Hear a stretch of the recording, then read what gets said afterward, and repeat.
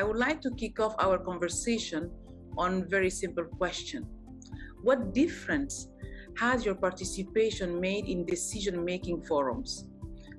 For instance, the Nairobi Summit or the UPR adoption, to help you push the youth girls' rights agenda forward at the national and local level.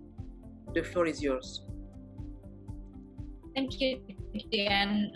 It's a pleasure to join you in conversation today to mark the International Day of the Girl, and thank you for your question. At the 2019 Nairobi Summit, together with my peers at the National Youth Council of the Maldives, we delivered a statement on the experiences of young people and the experiences they have with sexual and reproductive health misinformation, stressing on the importance of effectively implementing a comprehensive sexuality education curriculum, one that will ensure that young people leave school with adequate information about their bodies and reproductive health and relationships. It was also an opportunity to remind policymakers of the unfinished business and the children that they leave behind. At this convention, the Maldivian state committed to effectively advocate and address SRHR needs of adolescents and women in a humanitarian setting. However, 2 years later, progress on these issues are really slow and often at a standstill. And in reality, young people, and especially young women, continue to be excluded from essential services. And so being able to participate at the adoption of the Maldives UPR outcome report in March 2021 was an opportunity to remind the policymakers of their pledge and to reiterate the demands to ensure access to sexual and reproductive health information and services, to address any discrimination in service provision, and to remove all barriers that restrict women's right to bodily autonomy.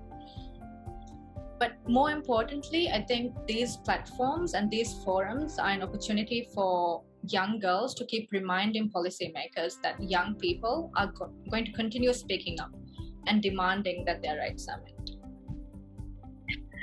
As my first question to you, from your leadership position, how can you support girls' rights activists to ensure that their voices are included, heard, and taken into account in global policy forums and decision-making processes?